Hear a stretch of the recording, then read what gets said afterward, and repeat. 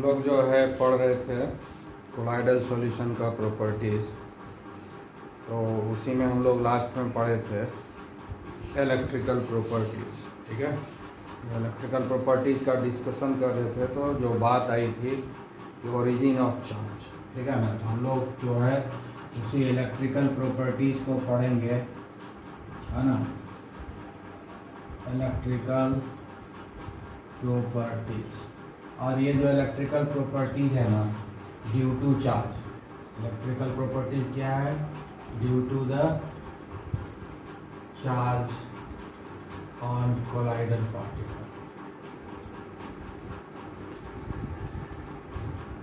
Colloidal particle के ऊपर जो चार्ज है, नेगेटिव या पॉजिटिव चार्ज, उसी के चलते जो है कोलाइडल सॉल्यूशन में इलेक्ट्रिकल प्रॉपर्टीज आता है।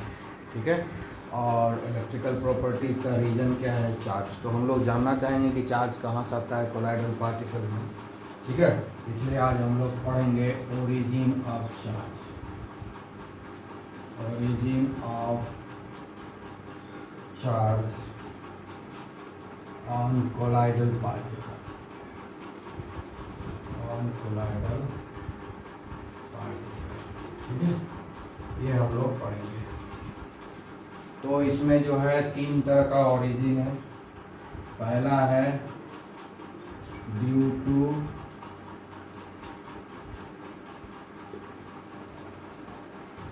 Due to the friction, due to the frictional electrification. ठीक है, तो यहाँ पर हम लोग क्या बात करेंगे? Friction between dispersed phase. ठीक है, dispersed phase and dispersion medium. ठीक है, डिस्पर्स्ड फेज और डिस्पर्सन मीडियम के बीच में जो फ्रिक्शन है उसके चलते हम लोग जानते हैं कोई भी दो चीज़ आपस में जो फ्रिक्शन होता है तो उसके ऊपर चार्ज डेवलप हो जाता है। तो उसी तरह से डिस्पर्स फेज और डिस्पर्सन मीडियम में अगर फ्रिक्शन होगा सफिशिएंट क्वांटिटी में तो दोनों के ऊपर चार्ज डेवलप हो जाएगा, डिस्पर्सन मीडियम और डिस्पर्स फेज। ठीक है, तो यहाँ पर जो होगा जब दोनों पर चार्ज डेवलप, डिस्पर्स फेज पर तो चार्ज डेवलप हुआ कोई बात नहीं है, लेकिन हम पहले ही पढ़ चुके हैं कि डिस्पर्सन मीडियम में कोई चार्ज नहीं होता है, डिस्पर्सन मीडियम पर कोई चार्ज डेवलप नहीं होता है। लेकिन इस कॉन्सेप्ट के हिसाब से डिस्पर्सन मीडियम के ऊपर भी चार्ज डेवलप हो रहा है, जिसके कारण ये कॉन्सेप्ट एक्सेप्टेबल नहीं है। ठीक है ना, ये कॉन्सेप्ट एक्सेप्टेबल नहीं है, इसीलिए इस कॉन्सेप्ट को बाद में रिजेक्ट कर दिया गया। क्योंकि इस कॉन्सेप्ट को जब हम लोग बात करते हैं तो इस कॉन्सेप्ट में डिस्पर्सन मीडियम पर भी चार्ज डेवलप होता है और डिस्पर्स फेज पर भी। लेकिन हम पहले ही पढ़ चुके हैं कि कोलाइडल सॉल्यूशन में डिस्पर्सन मीडियम में कोई चार्ज नहीं होता है, लेकिन यहाँ डेवलप हो जाता है इस कॉन्सेप्ट के हिसाब से। इसलिए ये कॉन्सेप्ट जो है प्रैक्टिकली फिजिबल नहीं लगता है, इसीलिए इसको हम लोग रिजेक्ट कर दिए। ठीक है, तो पहला जो प्रोसेस पढ़े ये तो रिजेक्ट हो गया। ठीक है, अब दूसरा कॉन्सेप्ट जो यूज करेंगे वो बहुत हद तक बहुत सारे सॉल्यूशन में हेल्प करता है एक्सप्लेन करने के लिए। तो दूसरा कॉन्सेप्ट है हमारा, दूसरा जो कॉन्सेप्ट है वह due to dissociation. Due to dissociation, due to dissociation of the surface molecule और कोलाइडल मॉलिक्यूल। ठीक है ना, कोलाइडल मॉलिक्यूल का जो है डिसोसिएशन हो जाता है। इसका हम एग्जांपल ले सकते हैं सोप का। सोप जो है वाटर सॉल्युबल होता है, ठीक है ना, लेस क्वांटिटी में, लेकिन हाई क्वांटिटी में फिर वाटर इनसॉल्युबल और वो कोलाइडल सॉल्यूशन बनाता है। ठीक है, वो तो हम लोग पहले पढ़ चुके हैं, वो सब ज़्यादा नहीं देखेंगे। तो हम लोग एग्जांपल लेते हैं एक सोप का, जैसे है ये C15H31 CONA, ठीक है। इसको जब हम ये जो है इसको जब पानी में डालते हैं ये डिसोसिएट कर जाता है C15H31 minus plus Na plus, ठीक है। इसको जब हम करेंगे तो ये क्या हो जाएगा, तो ये जो है घुल जाता है, ये जो Na प्लस है ये तो एक्वस सॉल्यूशन में चला जाता है, लेकिन ये रह जाता है, यही है हमारा कोलाइडल पार्टिकल। ये क्या है, कोलाइडल पार्टिकल। यही जो है एग्रीगेट करता है सफिशिएंट क्वांटिटी में। सोडियम आयन क्या करता है, वो तो सॉल्यूशन में चला जाता है, ठीक है। सोडियम कहाँ चला जाता है, सॉल्यूशन में। ये sodium ion will pass into the solution, pass into the solution, that is dispersion medium।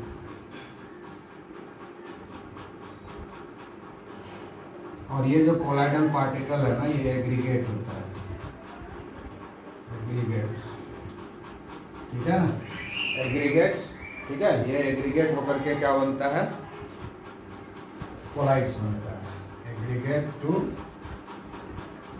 Form collides. तो ये हो गया डिस्पर्स्ड फेज। तो ये हमारा डिस्पर्स्ड फेज बन गया, यानी ये हो गया हमारा डिस्पर्स्ड फेज, यही है हमारा डिस्पर्स्ड फेज। डिस्पर्स्ड फेज है, और ये डिस्पर्स्ड फेज यहाँ पर क्या है, नेगेटिवली चार्ज है ना, नेगेटिवली चार्ज डिस्पर्स्ड फेज हमको मिला, जो एग्रीगेट होकर के कोलाइडल पार्टिकल में कन्वर्ट हो जाता है, पूरे डिस्पर्सन मीडियम में फैल जाता है। और ये जो सोडियम आयन है कैटायन, ये चला जाता है डिस्पर्सन मीडियम में, ठीक है। तो इस तरीके से जो है ये डिस्पर्सन मीडियम में चला जाता है, डिस्पर्सन मीडियम भी पॉजिटिवली चार्ज हो जाता है। डिस्पर्सन मीडियम चार्ज नहीं हुआ, डिस्पर्सन मीडियम में ये सोडियम आयन के जाने के चलते वो पॉजिटिव चार्ज जैसा बिहेवियर देने लगा, ठीक है। जिसके चलते डबल लेयर बनता है, जो आगे हम लोग अभी डिस्कस करेंगे डबल लेयर कैसे बनता है, ठीक है। डबल लेयर कैसे बनता है ये हम बताएंगे। तो इस तरीके से ये है बहुत सारा कोलाइडल सॉल्यूशन का जो इलेक्ट्रिकल प्रॉपर्टीज है उसको एक्सप्लेन करने में ये कॉन्सेप्ट हेल्प करता है, क्योंकि जो इसमें डिस्पर्सन मीडियम पर कोई चार्ज नहीं होता है, डिस्पर्सन मीडियम पर कोई चार्ज नहीं होता है, लेकिन डिस्पर्सन मीडियम में कैटायन या एनायन के जाने से उसमें भी चार्ज आता है, लेकिन डिस्पर्सन मीडियम चार्ज नहीं होता है। हाँ, लेकिन डिस्पर्सन मीडियम में जब कोई चीज़ डिजॉल्व हो जाता है तब वो पॉजिटिवली या नेगेटिवली चार्ज स्पीसीज की तरह बिहेव करता है। और अभी हम लोग तीसरा कॉन्सेप्ट यूज करेंगे जो सबसे सूटेबल है and successfully it explains all the colloidal solutions, ठीक है। Electrical properties of all the colloidal solution can be explained by this third concept which I am going to discuss now, ठीक है। वो तीसरा है हमारा due to selective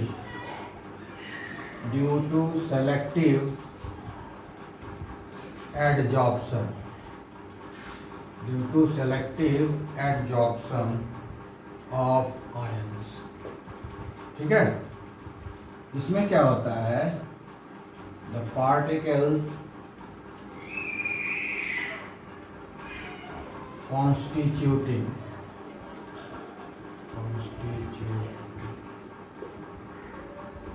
constituting the dispersed phase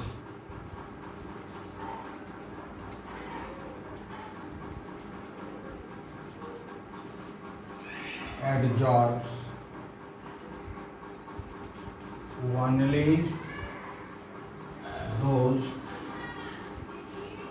ions,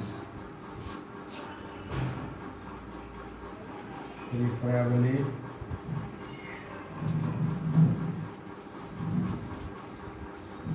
which are common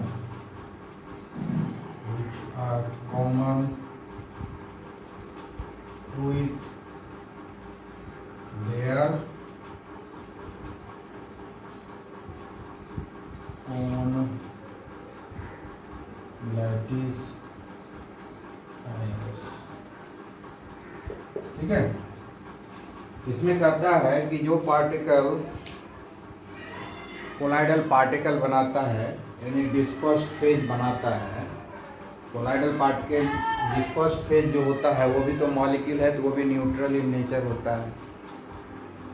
लेकिन जब हम dispersion medium बन देते हैं और उसमें थोड़ा सा कोई इलेक्ट्रोलाइट डालते हैं, तो वो जो इलेक्ट्रोलाइट जो डालते हैं ना, वो इलेक्ट्रोलाइट में जो कॉमन आयन होगा, जो डिस्पर्स्ड फेज का आयंस और इलेक्ट्रोलाइट के आयंस में जो कॉमन होगा, उसको ये अपने ऊपर चिपका लेगा और उसके ऊपर पॉजिटिव या नेगेटिव चार्ज डेवलप हो जाता है।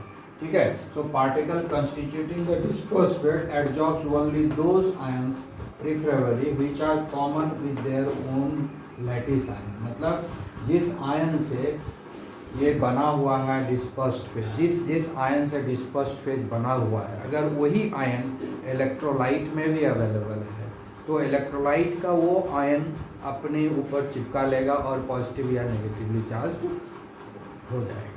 तो पॉजिटिव या नेगेटिव चार्ज जब डेवलप होगा तो पूरे डिस्पर्सन मीडियम में जो है फैल जाएगा, क्योंकि सबके ऊपर सेम चार्ज होगा। ठीक है, तो हम लोग एक एग्जाम्पल लेते हैं तो और अच्छे से समझ में आ जाएगा।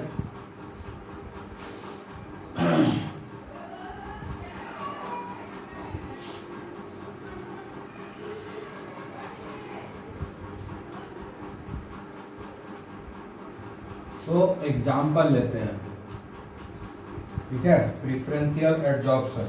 ठीक है, तो एग्जाम्पल हम लोग लेते हैं, इसमें हम लोग लेते हैं सिल्वर नाइट्रेट सॉल्यूशन। ठीक है, सिल्वर नाइट्रेट सॉल्यूशन लेते हैं।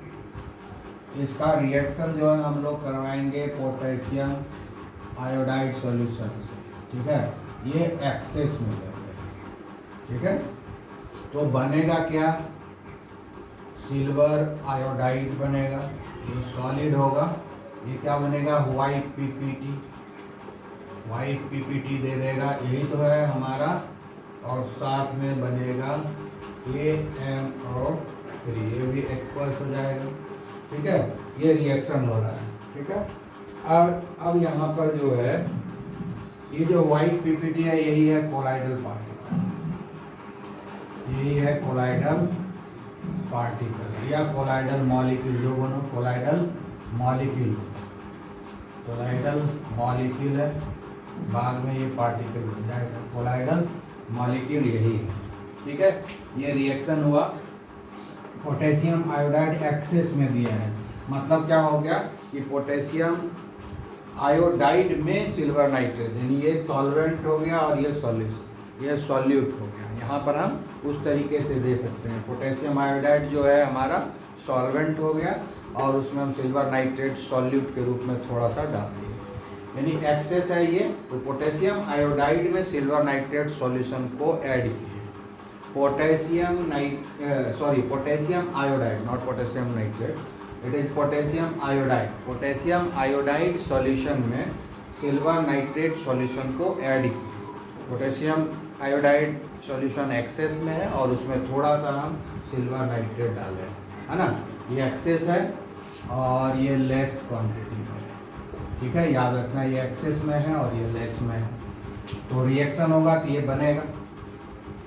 जब ये सिल्वर आयोडाइड बन जाएगा, है ना, ये प्रेसिपिटेट बनेगा, यही कोलाइडल मॉलिक्यूल है। अब ये कोलाइडल पार्टिकल्स बनेगा, तो इसके ऊपर तो कोई चार्ज नहीं है, इसके ऊपर तो अभी चार्ज नहीं है, इसलिए कोलाइडल मॉलिक्यूल अभी तक कोलाइडल पार्टिकल्स बना नहीं है। कब बनेगा, जब उस पर पॉजिटिव या नेगेटिव चार्ज डेवलप हो जाएगा। तो अब यहाँ पर क्या है, ये एक्सेस में है, इसलिए जब रिएक्शन ये कंप्लीट होगा तो पोटेशियम आयोडाइड जो है सॉल्यूशन में बचा हुआ रहेगा। पोटेशियम आयोडाइड जो है सॉल्यूशन में बचा हुआ रहेगा रिएक्शन मिक्सचर में। जब ये रिएक्शन होगा तो ये पोटेशियम आयोडाइड जो है बचा हुआ रहेगा रिएक्शन मिक्सचर में। तो उसके बाद इस दोनों में क्या कॉमन हो जाता है, आयोडीन कॉमन हो गया, इसलिए इसके ऊपर जो है आयोडाइड एडजॉर्ब हो जाएगा और नेगेटिवली चार्ज्ड कोलाइडल पार्टिकल्स बन जाएगा। ठीक है, तो अब नेक्स्ट स्टेप क्या होगा कि सिल्वर आयोडाइड है ना, सिल्वर आयोडाइड है जो सॉलिड है, और ये जो पोटेशियम आयोडाइड है एक्वस, अब एडजॉर्ब होगा। सिल्वर आयोडाइड तो है ही, अब इसमें जो है इस पर आयोडाइड जो है आके इसका आयोडाइड जो है, इसका आयोडाइड आके इसके ऊपर एडजॉर्ब कर जाएगा, है ना। आई बात समझिए, एडजॉर्ब कर जाएगा। ये हो गया डिस्पर्सन मीडियम, ऐसे भी देख सकते हो। और ये पोटेशियम आयन रह गया, तो एक्वस रह जाएगा। हाँ, ये चला जाएगा। ये हो गया कोलाइडल, ये हो गया colloidal particle, negatively charged colloidal particle, negatively charged colloidal particle, and it will move to solution, move or pass into the solution, pass into the dispersion medium। ये चला जाएगा डिस्पर्सन मीडियम में और ये बन गया कोलाइडल पार्टिकल। ठीक है, तो इस तरीके से ये नेगेटिवली चार्ज कोलाइड्स बन गया, ये बन गया हमारा नेगेटिवली चार्ज कोलाइड्स। ठीक है, इसको हम लोग अब जो है डायग्रामेट्रिकली भी देख सकते हैं।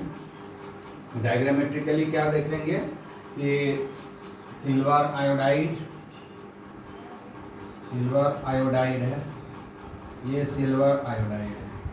ठीक है, सिल्वर आयोडाइड का मॉलिक्यूल है और इसके ऊपर चारों तरफ जो है ये आयोडीन चिपक जाएगा, तब जो है नेगेटिव चार्ज हो जाएगा।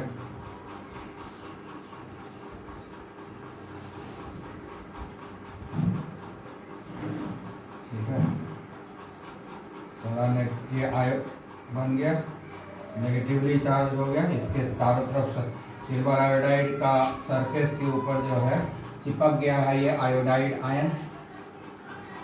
ठीक है, ये आयोडाइड आयन चिपक गया है।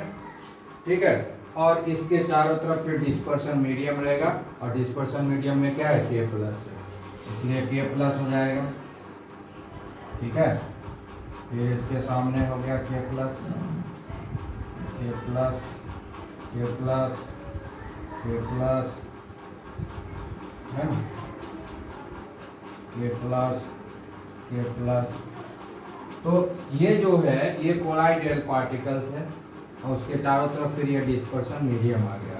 तो ये हमारा हो गया सिल्वर, ये कौन सा है, ये है हमारा सिल्वर आयोडाइड कोलाइड, ये हो गया सॉल्ट। ठीक है, सिल्वर आयोडाइड सॉल्ट हो गया जो कि नेगेटिवली चार्ज्ड है। ठीक है, इसमें क्या है, K प्लस आयन जो है, और ये देखो इसमें देखो एक लेयर बन गया कोलाइडल पार्टिकल के चारों तरफ, एक नेगेटिव चार्ज का लेयर बना, और फिर उसके चारों तरफ डिस्पर्सन मीडियम का एक लेयर बना जिस पर पॉजिटिव चार्ज है। तो इस ये हो गया पॉजिटिव चार्ज का लेयर, और ये हो गया ये हो गया नेगेटिव चार्ज का लेयर, फिर डिस्पर्सन मीडियम बना दिया थोड़ा दूर पे पॉजिटिव चार्ज का लेयर। तो ये जो डबल लेयर, इसी को हम लोग बोलते हैं डबल लेयर। इस और पॉजिटिव चार्ज नेगेटिव चार्ज एक जगह जब रहता है तो इसके बीच में पोटेंशियल डिफरेंस डेवलप होता है। तो यहाँ पर क्या क्या हम लोग पढ़ेंगे, ये जो डबल लेयर का कॉन्सेप्ट है ना, ये जो डबल लेयर बन गया है ना, एक लेयर ये बन गया, एक लेयर ये बन गया। ठीक है, एक लेयर ये जो बन गया पॉजिटिव चार्ज का एक लेयर। ठीक है, एक पॉजिटिव चार्ज का लेयर बन गया, पॉजिटिव चार्ज का लेयर बन गया। ठीक है, और एक लेयर जो है ये नेगेटिव चार्ज का लेयर बन गया है।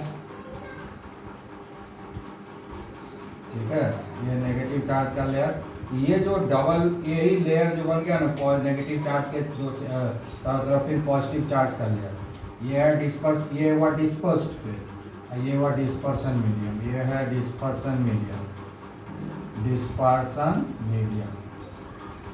और ये हो गया हमारा डिस्पर्स्ड फेज, ये क्या हो गया, dispersed phase, first phase.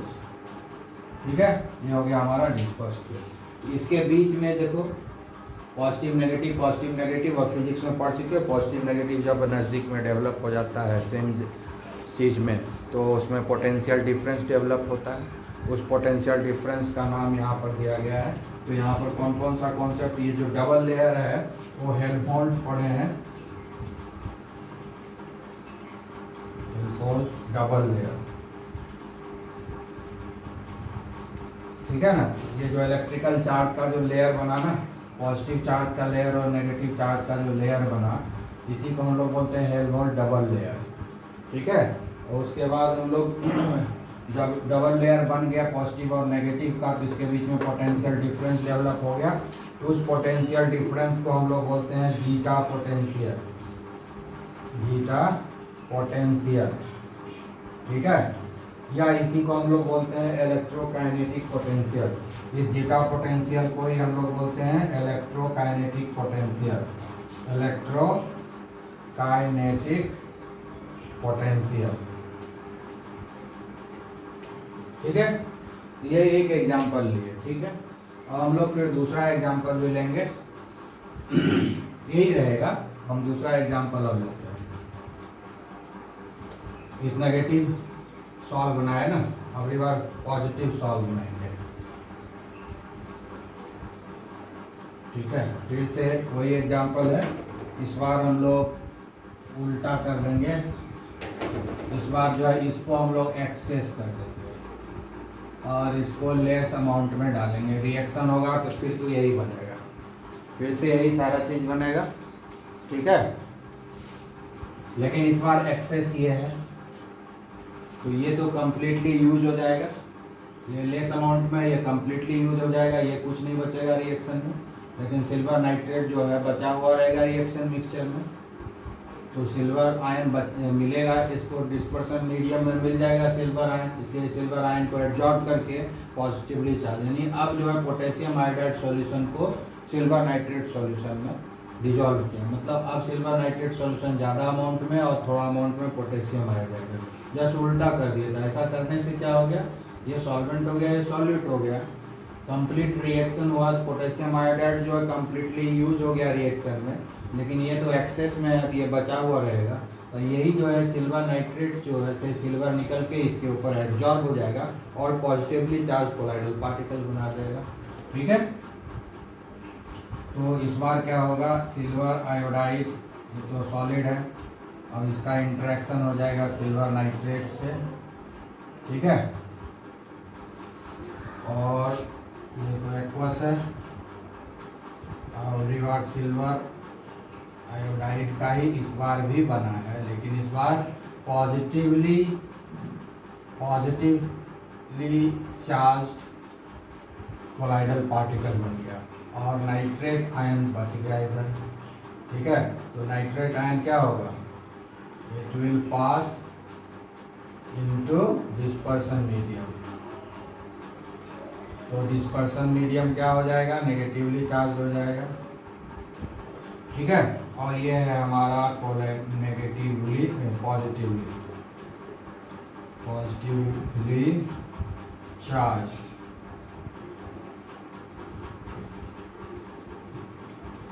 Colloidal particle, positively charge colloidal particle बन गए। तब ये हो गया पॉजिटिवली चार्ज सॉल्व हो गया। तो दो तरह का हमको कोलाइडल सॉल्यूशन मिला, positively charge colloidal solution and negatively charge colloidal solution. जब कोलाइडल पार्टिकल पर पॉजिटिव चार्ज होगा तो पॉजिटिवली चार्ज कोलाइडल सॉल्यूशन होगा, और जब कोलाइडल पार्टिकल पर नेगेटिव चार्ज होगा तो उसको हम लोग बोलेंगे नेगेटिवली चार्ज कोलाइडल सॉल्यूशन। तो इस पहले हम लोग नेगेटिवली चार्ज कोलाइडल सॉल्यूशन बनाए थे, और इस बार हम लोग पॉजिटिवली चार्ज कोलाइडल सॉल्यूशन बनाए, सेम केमिकल को यूज करते हुए। सिर्फ कंडीशन बदल दिया, इस बार एक्सेस है सिल्वर नाइट्रेट, पिछली बार एक्सेस में था पोटेशियम आयोडाइड, ठीक है। तो ये अब कैसे बनेगा, सिल्वर आयोडाइड हो गया, सिल्वर आयोडाइड का ये सरफेस है, और इस सरफेस के ऊपर ये जो है पॉजिटिव चार्ज डेवलप हो जाएगा,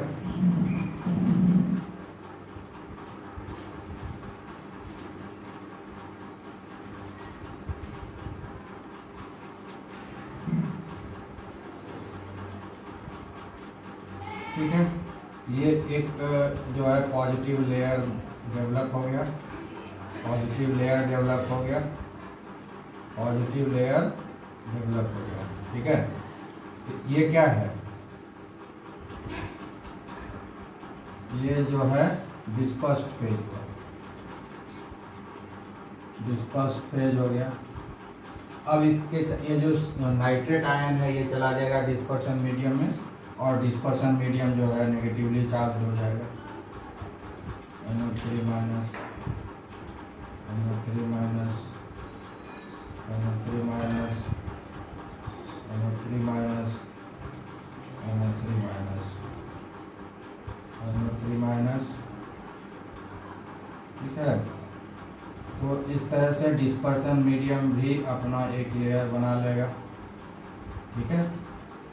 ये डिस्पर्सन मीडियम का लेयर बन गया, डिस्पर्सन मीडियम का लेयर बन गया, ठीक है। ये डिस्पर्सन मीडियम है,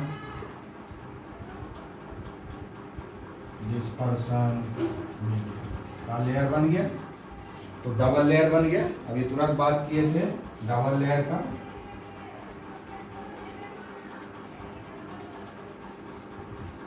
हेल्महोल्ट्ज डबल लेयर,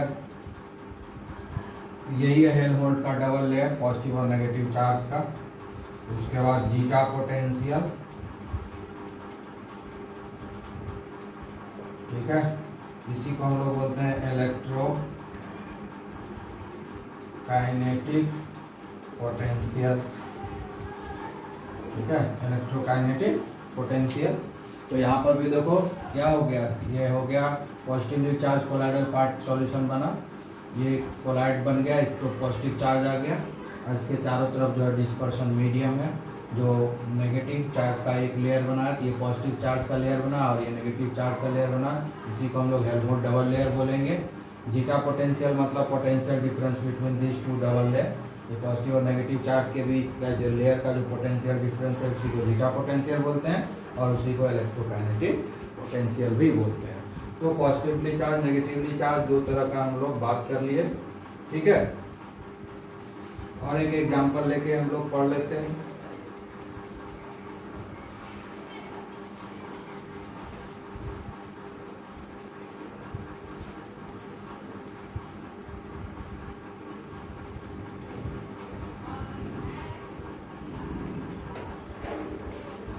अब एग्जांपल लेते हैं हम लोग फेरिक हाइड्रोक्साइड, फेरिक हाइड्रोक्साइड का हम लोग बनाते हैं। H2O है, लिक्विड है, हॉट एंड एक्सेस, हॉट भी है और एक्सेस भी है। तो ये जब रिएक्शन होगा तो बनेगा Fe2O3 H2O, ठीक है, ये बन जाता है Fe2O3 H2O बनता है, ठीक है। और इसमें क्या होता है कि Fe2, ये तो रिएक्शन हुआ, उसके बाद Fe2O3 जो बनता है H2O, फिर जो है ये फेरिक क्लोराइड कॉमन आयन जो है इसमें फेरिक क्लोराइड के साथ चला जाता है, फिर जो है फेरिक क्लोराइड के साथ ये इंटरेक्ट करता है। इसमें नहीं कि हॉट एंड एक्सेस है कि इसके साथ इंटरेक्ट करेगा, है ना। इसके साथ कॉमन आयन जो जनरली है ये पॉजिटिवली चार्ज कोलाइडल सॉल्यूशन बनाता है। इसमें दोनों चीज़ नहीं बनता है, नेगेटिव और पॉजिटिव कोलाइड नहीं बनता है, ये हमेशा जो है नेगेटिवली चार्ज कोलाइड ही बनाता है, पॉजिटिवली चार्ज कोलाइड ही बनाता है, दूसरा नहीं बनाता है, ठीक है। हॉट एंड एक्सेस देना पड़ता है, नहीं तो रिएक्शन नहीं होता है, क्योंकि फेरिक क्लोराइड तो सॉलिड ना होता है, इसलिए हॉट एंड एक्सेस में देना पड़ेगा वाटर, नहीं तो डिजॉल्व भी नहीं होगा, ठीक है। उसके बाद ferric oxide, hydrated ferric oxide बनता है, फिर ये हाइड्रेटेड फेरिक ऑक्साइड जो है फेरिक क्लोराइड के साथ ही इंटरेक्ट कर देता है, ठीक है। ये हो गया ferric oxide solution, colloidal solution, ठीक है। अब यहाँ पर ये एडजॉर्ब कर लेता है Fe3+ और Cl- को छोड़ देता है। ये जो Cl- है ये चला जाता है पास into dispersion medium, dispersion medium, ठीक है। और ये हो गया हमारा पॉजिटिवली चार्ज कोलाइडल पार्टिकल। ठीक है, तो इस तरीके से हम अलग अलग जो है कोलाइड्स बना लेते हैं। फर्स्ट स्टेप में केमिकल रिएक्शन होता है, ये बन जाता है, और सेकेंड स्टेप में हाइड्रेटेड फेरिक ऑक्साइड जो होता है इसे फेरिक क्लोराइड के साथ इंटरेक्ट करता है और फिर वो जो है फिर बना देता है पॉजिटिवली चार्ज। उसमें से ये फेरिक आयन कॉमन है दोनों में, ये भी फेरिक आयन है, ये भी फेरिक आयन है, तो फेरिक आयन कॉमन है, इसलिए फेरिक आयन जा करके इसके ऊपर एडजॉर्ब हो जाता है। तो ये हो गया पॉजिटिवली चार्ज कोलाइडल पार्टिकल हो गया, ये चला गया डिस्पर्सन मीडियम, तो डिस्पर्सन मीडियम हो गया तुम्हारा नेगेटिवली चार्ज, तो कोलाइडल पार्टिकल हो गया पॉजिटिवली चार्ज। उसके बाद फिर वही डबल लेयर बनेगा जैसा अभी समझाए थे, और इस तरह से ये कोलाइडल स्टेबल कोलाइडल सॉल्यूशन बन जाता है। तो अब जो इलेक्ट्रिकल प्रॉपर्टीज इससे प्रूव हो जाता है, ठीक है ना। तो इसके कारण ही जो है इलेक्ट्रोफोरेसिस वगैरह होता है। हम लोग बात किए थे इलेक्ट्रिकल प्रॉपर्टीज़ का, तो दो इलेक्ट्रिकल प्रॉपर्टीज़ के बारे में हम लोग बात किए थे।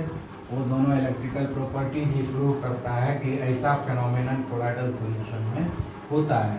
तो अब फाइनली जो है इलेक्ट्रिकल प्रॉपर्टीज जो पढ़ना था उसको पढ़ेंगे, ठीक है ना, क्योंकि ये दोनों इलेक्ट्रिकल प्रॉपर्टीज जो है ना, 10 इलेक्ट्रिकल प्रॉपर्टीज इज आर, ठीक है। पहला हो गया इलेक्ट्रोफोरेसिस, और दूसरा हो गया इलेक्ट्रो ऑस्मोसिस। यही दो इलेक्ट्रिकल प्रॉपर्टीज है और दोनों एक दूसरे का उल्टा है, ठीक है ना। तो पहले हम लोग इसके बारे में पढ़ते हैं, इलेक्ट्रोफोरेसिस, ठीक है। इलेक्ट्रोफोरेसिस ये क्या है? Electrophoresis is the phenomenon, electrophoresis is the phenomenon of movement of colloidal particle,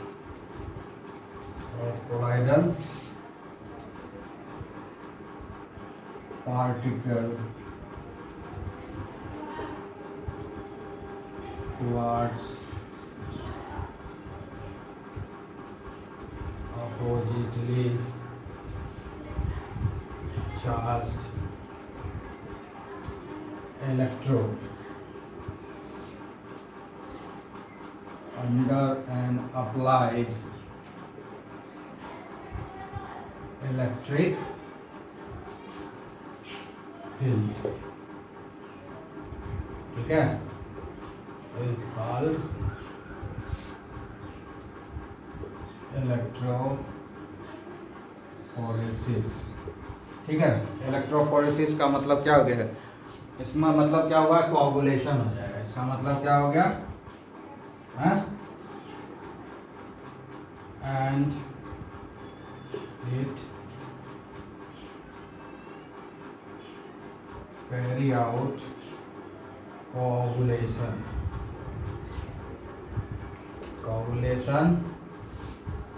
और फ्लोकुलेशन, ठीक है। कोआगुलेशन या फ्लोकुलेशन होगा, ठीक है, यानी जो है हमारा कोलाइडल सॉल्यूशन खराब हो जाएगा, यानी हमारा कोलाइडल सॉल्यूशन क्या हो जाएगा? खराब हो जाएगा, ठीक है ना। कोलाइडल सॉल्यूशन हमारा बर्बाद हो जाएगा। इलेक्ट्रोफोरेसिस करने से क्या होता है? कोलाइडल सॉल्यूशन बर्बाद हो जाएगा, प्रिसिपिटेशन हो जाएगा, ठीक है, कोआगुलेशन हो जाएगा, फ्लोकुलेशन हो जाएगा, ये सब चीज़ें हो जाएगी, मतलब प्रिसिपिटेट बन जाएगा, कोलाइडल सॉल्यूशन बर्बाद हो जाएगा। यानी कोलाइडल सॉल्यूशन को अगर प्रिसिपिटेट कराना है तो इलेक्ट्रोफोरेसिस करवाएंगे। इलेक्ट्रोफोरेसिस कुछ नहीं है, कोलाइडल सॉल्यूशन ले लेंगे, तो सॉल्यूशन में 2 इलेक्ट्रोड लगा देंगे, एक पॉजिटिवली चार्ज होगा, दूसरा नेगेटिवली चार्ज इलेक्ट्रोड होगा। जैसे ही उससे इलेक्ट्रिसिटी पास कराएंगे तो कोलाइडल पार्टिकल जो होगा, अगर नेगेटिवली चार्ज कोलाइडल पार्टिकल होगा तो पॉजिटिवली चार्ज इलेक्ट्रोड पर आके जमा हो जाएगा, और अगर पॉजिटिवली चार्ज कोलाइडल पार्टिकल होगा तो नेगेटिवली चार्ज इलेक्ट्रोड के ऊपर जमा हो जाएगा। तो इससे हम इस एक्सपेरिमेंट से भी पता चल जाएगा कि ये कोलाइड जो है नेगेटिवली चार्ज कोलाइडल सॉल्यूशन है या पॉजिटिवली चार्ज कोलाइडल सॉल्यूशन है, क्योंकि ये तो अपोजिटली चार्ज इलेक्ट्रोड पर ही जमा होगा जब इलेक्ट्रोफोरेसिस कराएंगे। और बहुत आसान है इलेक्ट्रोफोरेसिस कराना। एक कंटेनर लेंगे, 2 इलेक्ट्रोड लगा देंगे, उसे इलेक्ट्रिसिटी पास करा देंगे और सारा कोलाइडल पार्टिकल जो होगा वो अपोजिटली चार्ज जो है इलेक्ट्रोड के ऊपर जमा हो जाएगा। अगर कोलाइडल पार्टिकल पॉजिटिवली चार्ज है तो नेगेटिवली चार्ज इलेक्ट्रोड पर चला जाएगा, ठीक है। और अगर कोलाइडल पार्टिकल नेगेटिवली चार्ज है तो पॉजिटिवली चार्ज इलेक्ट्रोड पर जाकर जमा हो जाएगा। तो इससे हम पता भी कर लेंगे कि ये जो है हमारा कोलाइडल सॉल्यूशन पॉजिटिवली चार्ज है या नेगेटिवली चार्ज है, ठीक है। तो ये हो गया हमारा प्रोसेस ऑफ इलेक्ट्रोफोरेसिस, जिसमें कि हम लोग क्या करते हैं, कोलाइडल पार्टिकल का मूवमेंट कराते हैं, है ना, अपोजिटली चार्ज इलेक्ट्रोड की तरह, जब हम उससे इलेक्ट्रिसिटी को पास कराते हैं, जब हम इलेक्ट्रिक फील्ड को अप्लाई कराते हैं। तो ये हो गया हमारा इलेक्ट्रोफोरेसिस। और इसका रिजल्ट ये होता है कि इससे हम जब चाहें कोलाइडल सॉल्यूशन को प्रिसिपिटेशन करा सकते हैं, फ्लोकुलेट करा सकते हैं, यानी उसके स्टेबिलिटी को ख़त्म कर सकते हैं, ठीक है। अब हम लोग इलेक्ट्रोऑस्मोसिस देखेंगे। अब इलेक्ट्रोफोरेसिस में किसका मूवमेंट हुआ था, कोलाइडल पार्टिकल का, है ना। इलेक्ट्रोफोरेसिस में क्या हो रहा है, मूवमेंट ऑफ कोलाइडल पार्टिकल का, colloidal particle under the influence of electric field. Electroosmosis में क्या होगा, मूवमेंट ऑफ डिस्पर्सन मीडियम होगा,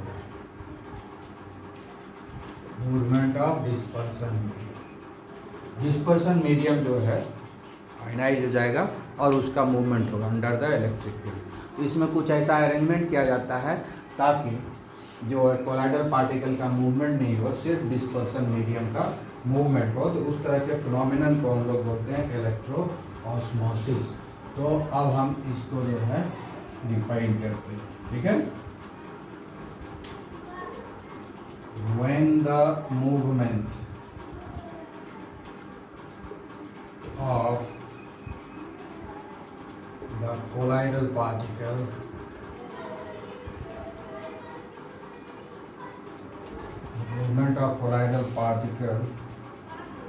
is prevented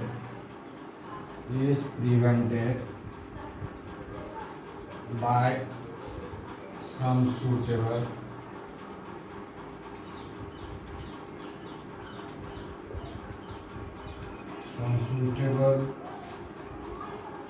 measure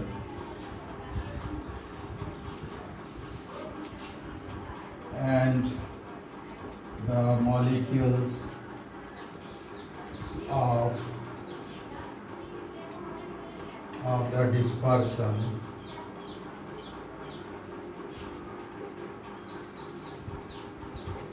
the medium are allowed to move under the influence of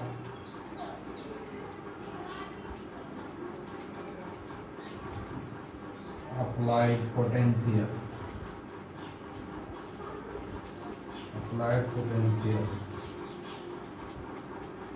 The phenomenon is known as electrophoresis. तो electrophoresis जो हो गया इलेक्ट्रोऑस्मोसिस,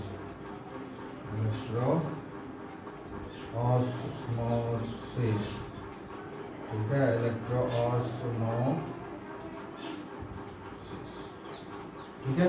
तो इलेक्ट्रोऑस्मोसिस हो गया। तो इलेक्ट्रोऑस्मोसिस जो होता है इलेक्ट्रोफोरेसिस का उल्टा है। इलेक्ट्रोफोरेसिस में क्या होता है, कोलाइडल सॉल्यूशन बर्बाद हो जाता है। इलेक्ट्रोऑस्मोसिस होगा तो फिर से कोलाइडल सॉल्यूशन तैयार हो जाएगा, उसका उल्टा हो जाएगा, है ना। जो कि ये सबका मूवमेंट करा देंगे कोलाइडल पार्टिकल की तरफ, ठीक है।